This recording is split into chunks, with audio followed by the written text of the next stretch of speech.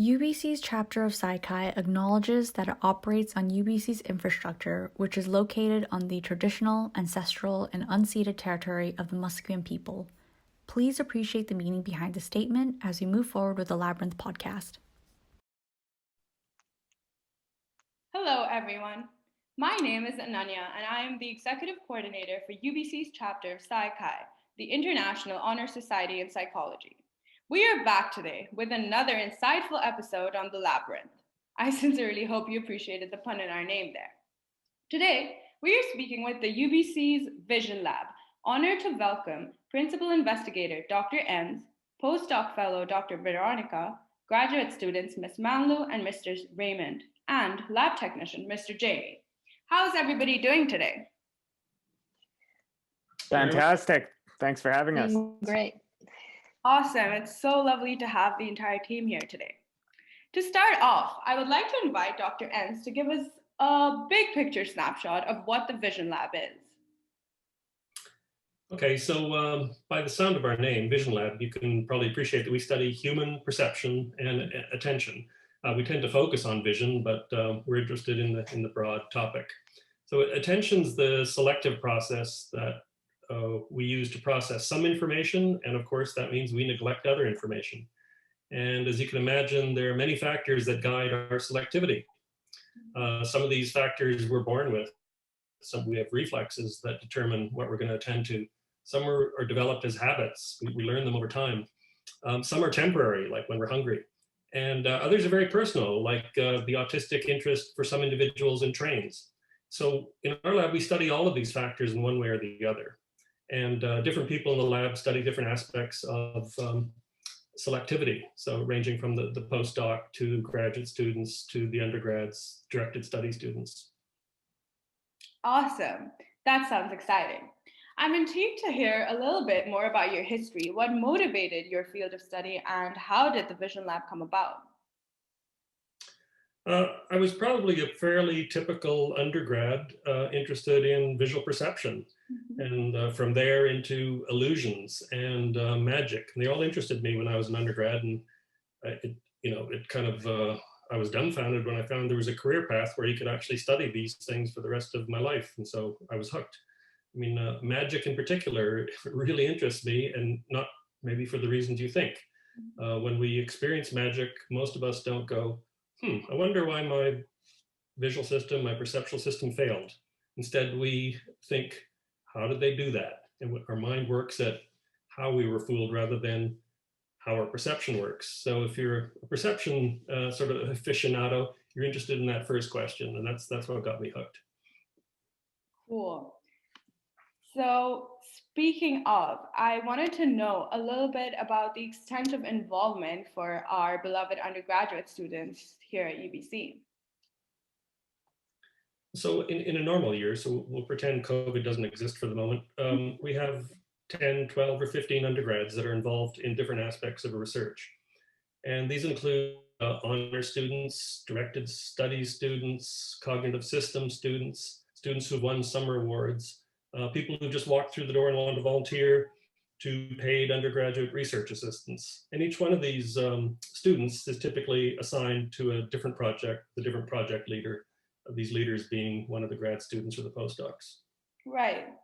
Okay, so that's a big bunch of people to manage, but it's just good to hear that there's these many opportunities available for our students here.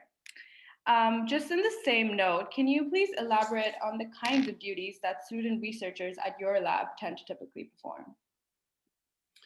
Well, probably the bulk of the work involves testing human study participants.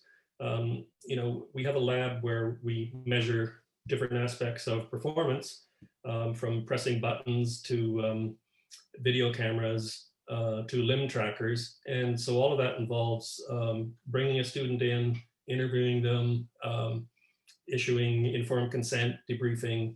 Some students are also involved in literature reviews and making summary presentations to lab meetings.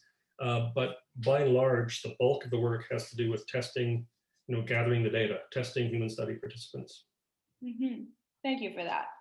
Next up, I have a little bit of a burning question, and let's have Veronica Raymond and Jamie answered this one. So for students with no prior lab experience, what are attributes you look for in their resumes that could leverage their chances of becoming research assistants?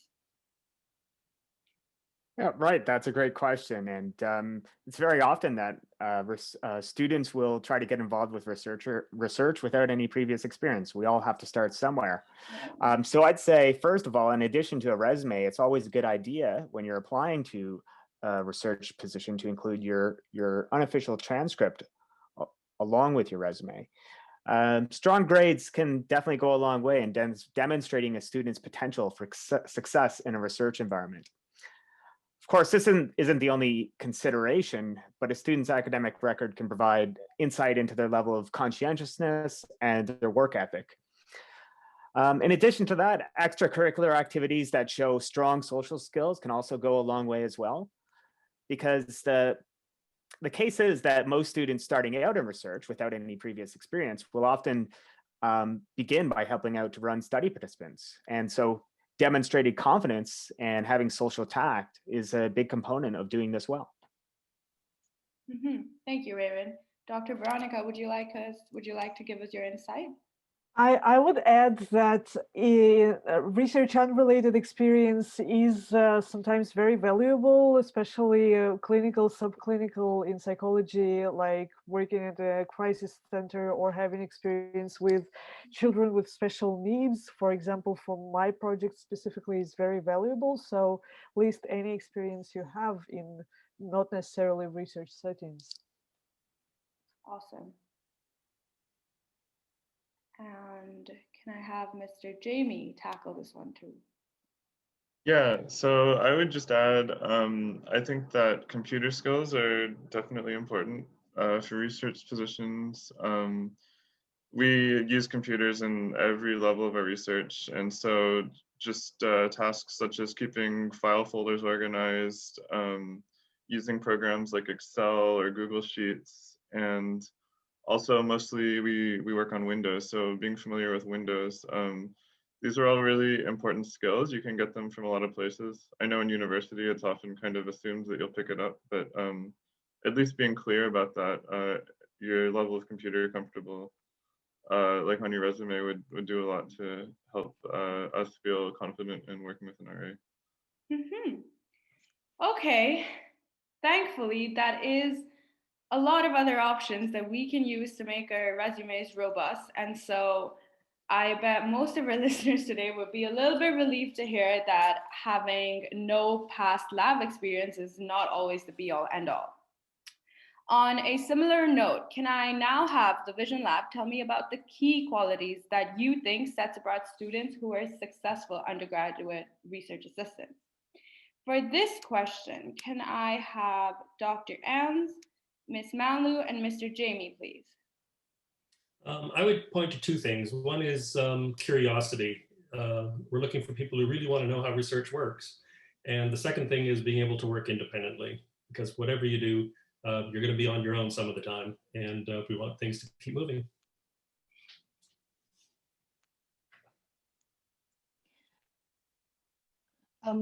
So I would also add that conscientiousness is also important, like maintaining a strong sense of responsibility from the start to the end of the experiment, especially after the research assistant have run a lot of repetitive experiment trials.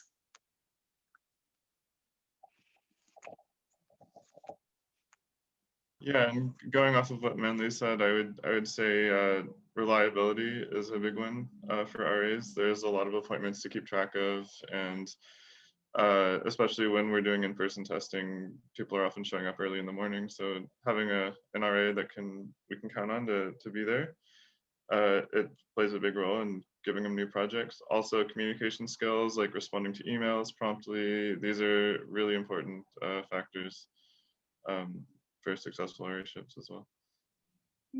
Awesome, thank you for that. Let us now shift focus and talk about the next stage of the hiring process, the interview. So what is a common question that the Vision Lab asks during their RA interviews? And for this one, let's have Mr. Raymond, Dr. Veronica, Ms. Manlu, and Mr. Jamie go at it. So I'll start off with this one. So one of the things I like to ask prospective RAs who are applying for a position in the lab is, well, why are you applying to the Vision Lab? The reason I ask this question is because it speaks to the importance of curiosity and enthusiasm that Jim highlighted just a moment ago. So a student's answer to this question, what it will do is it can reveal how much that student is applying, well, just because they want to get into research, versus having an actual genuine curiosity and enthusiasm for visual perception and attention. You know, that's not to say, of course, that just wanting to get involved in research in a lab is a bad motivation. But if you can see that someone's really excited about your lab in particular, and in our case, what we study, visual perception and attention, you know, that's saying, okay, well, this person is really likely to be dedicated and enthusiastic about working here. Kind of picking up from what Ray said, I usually tell about the research projects that I have, and I just look at the response, right, whether it interests the candidate or not. And this is my consideration, is that fit in interests is really important. And by just the name of the lab, Vision Lab, can mean many things. So it is made more specific when I tell about the projects that are and studies that are going on. It's also useful to look at the publication list and maybe try opening a paper or two. It produces a good impression during the interview if you mention that. And also it really helps to realize whether what lab is doing is interesting for you, because I believe that being interested in what you're doing as an RA is a big success factor for the whole RA-ship and for the whole experience on all sides. Awesome. Can I have Ms. Manlu talk to us a little bit about the same? Yes.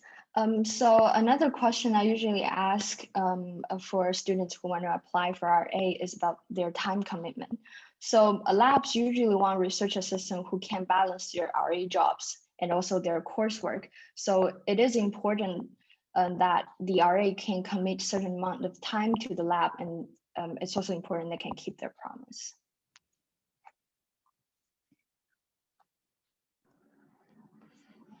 Yeah, I could add a bit to that. I think one thing to keep in mind for potential RAs is that when you do get an interview, it's usually because we're looking for someone to work on a specific project. So during the interview, we're going to talk a lot about schedules, just to make sure that we have the time, both us and the RA has the time to commit to the experiment. Also, another thing good to prepare would be maybe like what your goals are. So if we can find someone with a good set of goals or interests that matches the project, that's more likely to result in a successful interview. Also, just kind of looking forward, we're always looking for RAs that can stay on for, you know, several terms or several years even. It's always great for us to be able to keep working with somebody. So kind of looking towards the future is a big factor as well in these interviews. Thank you for those insightful answers. I quite liked your suggestion about reading an empirical paper or two from the Vision Lab, Veronica. I think it speaks to the genuinity that Raymond was mentioning when RAs want to express their interest in a particular lab per se. Now, beyond mistakes that we make during the interview stage, what are other common mistakes that applicants tend to make just in general? Mr. Jamie. Yeah. So I look through a lot of, as lab manager, I see a lot of these applications as they come in, and I'd say one thing I would definitely recommend is make sure that you include a resume and a transcript when you apply. I think Ray mentioned that earlier, but that always helps because it lets us get a sense of like who you are.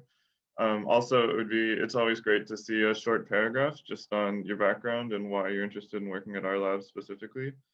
When we get applications that miss some of these elements, sometimes they just kind of get lost in the shuffle. So just making sure that you have the resume, the transcript, and a short paragraph on your interest is important. Another tip I'd give is like be persistent. So I see a lot of great applicants come at times when we just simply aren't hiring. And as much as I'd love to keep a database and get back to people, it's not always possible. So if you don't land an RA-ship on your first go, feel free to check back in a few months. Something might have changed. We might be looking then. Just from personal experience, when I was an undergrad, I applied to a lab and didn't get an RA-ship. And it took a full year. I asked a couple times, and it just turned out a year later they were looking, and that's how it started for me. So definitely, if there's a lab such as ours that you want to get involved with, it pays to be persistent. Awesome tips, Jamie. I think that is very valuable input because I hear that several applicants, I don't just hear, I experience too, that applicants often feel hopeless and inadequate after not getting hired despite the perfect resume on paper per se. And just speaking to your personal experience, I too very recently have started off as an RA, but what worked for me too was persistence, staying consistent and following up with them almost like you said for over a year, and it just happened that they were hiring last month, and so here I am today. Next, can the Vision Lab tell me who is the person that all our applicants and all our listeners today are looking to impress when applying? I have to answer that by saying it's actually not a person, because every time I get an email from a prospective volunteer, I pass the inquiry around to the various project leaders. And so they're each looking for different things. And if someone's impressed, they'll make a contact. Awesome. So this is just a note to ensure that you're not always exploring the principal investigators and their portfolios, but also looking at all the projects the entire lab is working on together. That's correct, yeah. Next, I wanted to know what would be the best time for our undergraduates to get in touch. So when does the Vision Lab hire typical RAs? There are two really important periods. There's the August period just before September, because we have the HSP, the Human Subject Pool in psychology, and that begins in September. And so we want to get our projects ready for that. And then in December, just before the beginning of the new year again, are the two main times. By the time we get to May and June, our summer's already set. So it's really important to get there, in December for the new year and in August for the new semester. So future applicants, you heard it. Summertime is your next chance to get to know this awesome bunch of people that I'm speaking to today. Now, for possibly the most evaded question so far. Can we have the team elaborate on your future projects, and when do you see the Vision Lab with another opening? Or even better, are you currently hiring? So we're all really eager to return to in-person testing. And so the answer to the question, when does that really begin, is the same question everyone in the world is asking. When does our life get back to normal? And so we can't give a definitive answer to that. But I know UBC is planning for having in-person classes in September. And so we're planning to start in-person lab testing again in September. So check with us in August. Awesome. And can I have Ms. Manlu comment a little bit about the current research project that she's working on? So when the in-person testing is available again, I have a research project which focus on social interaction in groups. So I want to sort of investigate the role of personal characteristics such as dominance or submission, and or low versus high needs for affiliation and in group interactions. So when in-person research is available, maybe this research project would need a research assistant to help it. That's great to hear. Can I also have Mr. Raymond tell us a little bit about his current work? Yes, absolutely. Well, I'm really much looking forward to getting back to the normal spin of things and having people people come in, and I'm really looking to get my project on visually guided reaching and grasping up and running again. Sounds exciting. Thank you for that. I just have one last lab specific question that I thought would add an extra edge to our discussion today. And this one's for Dr. Veronica, and let's start with Dr. Veronica. So, can you tell us a little bit more about your individual project and what do you find to be the most challenging part of conducting this project in a post-COVID world? Well, my focus is on social perception and action coordination. That is about what visual information do we rely on to ensure that our communication with other people is efficient, right? How do we mind read through just visual cues before we start speaking? And how do we coordinate actions like, for example, lifting a table and carrying it to another place, or even just not bumping into each other in a doorway when somebody is entering and the other person is going out? So that is really challenging to study at the moment, and it is really interesting how those studies will continue in post-pandemic world.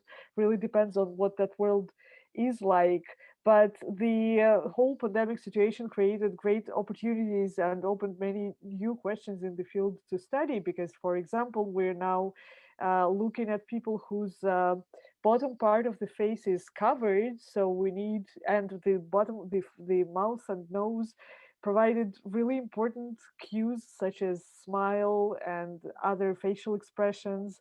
And the question of how we are perceiving nonverbal cues from other people is something has changed in the world and probably in the way we do it. And also the amount of communication that we have virtually now is another huge topic. Like, how do we what happens to nonverbal communication on Zoom is a very puzzling question that I'm trying to address with new studies. So there's some ideas that are at the early stages right now that I'm trying to move with quickly as the world is in this interesting stage. And I would say one of the big challenges is that a lot of studies need to be done online, which again for social perception is a um, big challenge. Right. So Yeah, it's almost counterintuitive when we're trying to study social interactions and we're absolutely inhibited.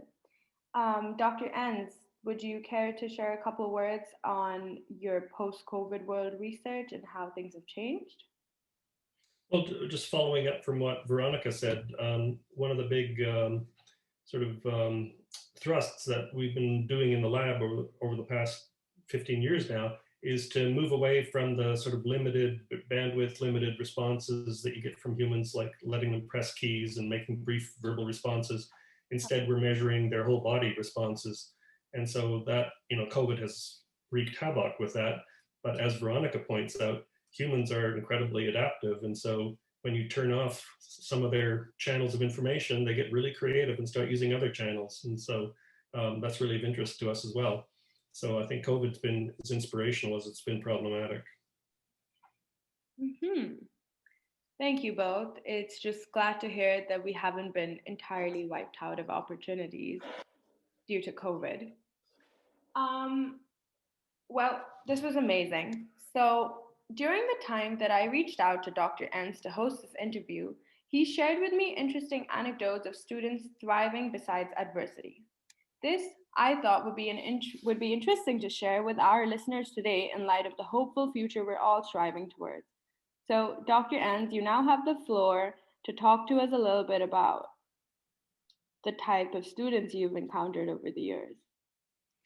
Yeah, well, it was your question, Tanya, that led me, back to look at the list of undergraduates who'd come through the lab over the last over 25 years, and I was really struck, by the success that they've had. So just making a short list of students who I've written papers with and have written papers with postdocs and grad students, was really quite astounding. And at the same time, I realized that many of these students had faced really difficult problems immediately after they left UBC. And so life isn't easy even when we're not in COVID. So one of my favorite stories is Jamie, he's called James now, but Jamie Richards did this great study with us back in the day, in the mid-90s, on visual attention in elite hockey players, developing hockey players. And it's a paper that got really widely cited since then.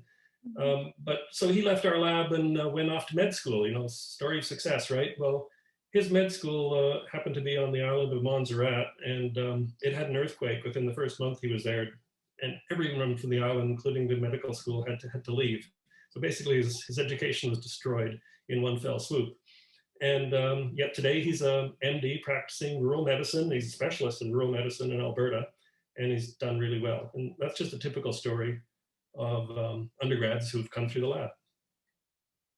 Wow, that's inspiring to say the least. And I think it speaks to the hope, with or without COVID, that our generation must be resilient towards. Mm-hmm. Okay, so thank you so much, Dr. Ans, and the entire team at UBC's Vision Lab. Thank you, Dr. Veronica, Mr. Jamie, Ms. Mamlu, and Mr. Raymond. Yes, thank you very much for having us. Thanks for the opportunity. Of course, we were so glad you could join us today, and I thoroughly enjoyed our discussion. I hope our listeners do too. This concludes our special full team episode. And let it be known that you can catch The Labyrinth and today's discussion on whatever socials you like. That's right, we're on YouTube, Instagram, and Spotify for you to tune in whenever you like, may it be during your walk or in the shower.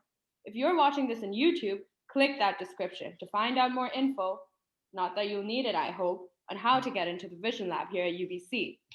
Finally, if you already are on our favorite platform, Spotify, then be sure to follow us on YouTube too for some special video recorded content.